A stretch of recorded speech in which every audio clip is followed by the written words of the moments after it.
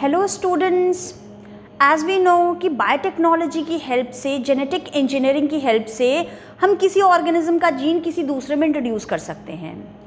अगर ये चीज़ें हम इतना इजीली और इतने कॉमन तरीके से कुछ इलीगल प्रैक्टिसेस में लगा दें, कुछ अलग ही कॉम्बिनेशन, अजीबोगरीब कॉम्बिनेशन के ऑर्गेनिजम्स बना दें, तो उनके बहुत ही अनप्रिडिक्टेबल रिजल्ट्स हो सकते हैं। वो ऑर्गेनिज्म हमारी सोसाइटी के लिए, हमारे इकोसिस्टम के लिए बहुत हार्मफुल हो सकता है। जैसा कि हमने बहुत सारी मूवीज़ में भी देखा है, क्रिश 3 में, डायनासोर वाली कौन सी है, जुरासिक वर्ल्ड में, ऐसे बहुत सारी मूवीज़ में हम देखते हैं कि साइंटिस्ट ने अजीब सा क्रिएशन बना दिया अलग अलग जीन कॉम्बिनेशन को ऐड करके। फिर हम उसमें ये भी देखते हैं कि उसके क्या हैज़ार्ड्स थे, ऐसा बनाने से कितने सारे उनको नुकसान उठाने पड़े और वो कितनी चीज़ें अनकंट्रोल्ड हो गई। तो ऐसा कुछ अनकंट्रोल्ड ना हो जाए, क्या लीगल है, किसकी वैलिडिटी है, ये सब कुछ देखने के लिए हमारे पास GEAC है, genetic engineering approval committee. It's very important, you have to remember. Full form बहुत पूछा जाता है GEAC का, इट्स जेनेटिक इंजीनियरिंग अप्रूवल कमिटी। ये कमिटी ही अप्रूव करेगी, ये कमिटी डिसीजन देगी रिगार्डिंग द GM वैलिडिटी। जो रिसर्च हुई है उसकी कितनी वैलिडिटी है, वो सेफ है लोगों के लिए या नहीं। तो GEAC आप याद रखोगे। उसके बाद बहुत तरह के ट्रांसजेनिक एनिमल्स बनाए गए हैं, बहुत सारे फूड सोर्सेज बनाए गए हैं, बहुत सारे प्रोडक्ट्स बनाए गए हैं जो ह्यूमन बीइंग के लिए यूज़फुल हैं। पर उसने भी बहुत तरह के पेटेंट रिलेटेड प्रॉब्लम्स को इसको रेज कर दिया है। क्या होता है पेटेंट? पेटेंट है जैसे कि कोई प्रोडक्ट है या कोई सिंपल क्रॉप है, मैंने मेरे नाम पे पेटेंट करा ली। राइस सभी उगा रहे हैं पर मैंने कुछ अलग तरह से क्रॉस करा के कुछ एक राइस बनाई और मैंने अपने नाम पे पेटेंट करा लिया। अब कोई और उस पर्टिकुलर राइस को नहीं बेच सकता, वो मेरे नाम से जुड़ गया है। कोई और अगर उसको मार्केटिंग करना चाहेगा तो मुझसे परमिशन लेगा, मुझे बाकायदा पेमेंट देगा, तो ये इलीगल है। हमें पता है हमारे कंट्री में राइस बहुत बेसिक सी चीज़ है। राइस की 2 लाख से ज़्यादा वेराइटीज़ हैं हमारे कंट्री में। ऐसे बहुत सारे फूड आइटम्स हैं, हमारे पास बहुत बायोडाइवर्सिटी है, बहुत कुछ है। We are very rich in biodiversity. पर अमेरिकन्स ने क्या किया, हमारे जो बासमती राइस, आप सभी जानते हो बासमती राइस अपने साइज़, अपनी एरोमा के लिए बड़ा फेमस है। तो बासमती राइस हमारे फोक, जो भी हमारा ट्रेडिशनल रिसोर्सेज हैं, बहुत सारी चीज़ों से हमें पता है कि ये हमारे कंट्री में सदियों पुराना चीज़ है, बहुत पहले से ग्रो कर रहे हैं हम इसको। फिर भी अमेरिकन्स ने इस बासमती राइस को किसी दूसरी सेमी डॉर्फ वैरायटी के साथ क्रॉस करके टैक्समती राइस करके एक नया ब्रांड बना दिया और उसको पेटेंट कर लिया अपने नाम से। अब हम इंडियंस इसको नहीं खरीद सकते थे, नहीं बेच सकते थे। अगर हमें इसकी मार्केटिंग करनी है, बेचना है, तो हमें उनसे परमिशन लेनी है। मतलब हमारी चीज़ को उन्होंने पेटेंट करा लिया। फिर हमने काफ़ी लड़ झगड़ के जब अवेयरनेस आई तब हम इसको वापस लाए हैं।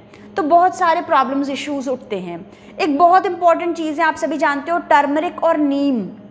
टर्मरिक आजकल आप अच्छे से जान रहे हो, कोरोना वायरस के टाइम पे हल्दी वाला दूध कितना हेल्दी होता है, मीन्स इससे इम्यूनिटी आपकी स्ट्रांग होती है। नीम के इतने सारे फ़ायदे हैं। नीम के जब भी आपको दाने निकलते हैं, आप नीम के पानी से नहाते हो या फेस वॉश करते हो तो सही हो जाता है। हम जो भी फूड आइटम अपने घर में स्टोर करते हैं, नीम की कुछ पत्तियां रख देते हैं तो ज़्यादा टाइम तक वो चलती हैं। तो बहुत सारी प्रॉपर्टीज़ हैं नीम में और हल्दी में।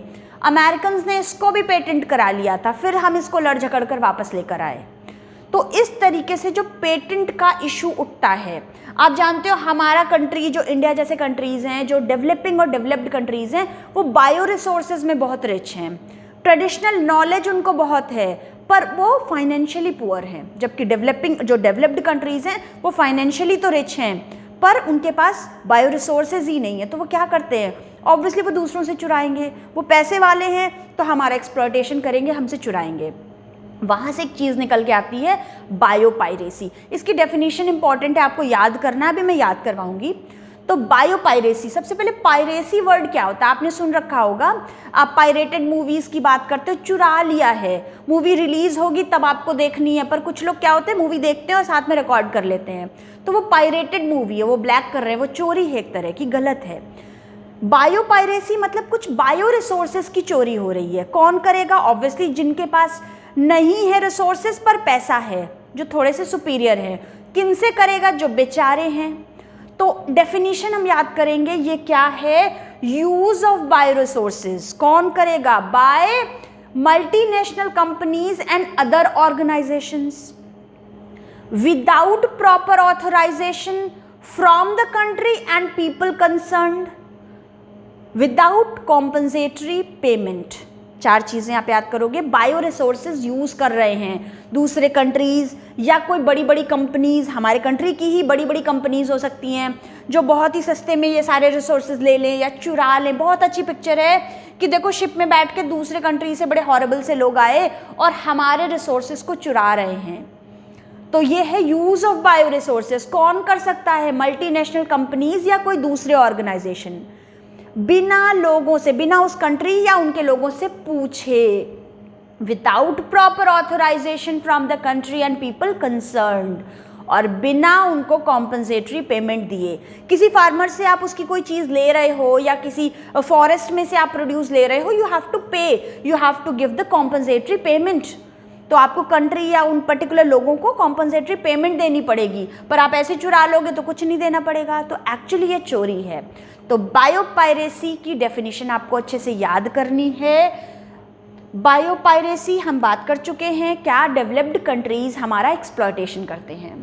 तो आजकल हम लोगों में इस इनजस्टिस के लिए रियलाइजेशन डेवलप हो रहा है। अब हम लोग भी अवेयर हो रहे हैं। तो बहुत सारे कंट्रीज़ हैं जिन्होंने इन बायो रिसोर्सेज से रिलेटेड लॉज बनाए हैं ताकि दूसरे कंट्री उनका एक्सप्लॉयटेशन ना कर पाएँ। तो this is all about the chapter biotechnology and it's applications. Thank you.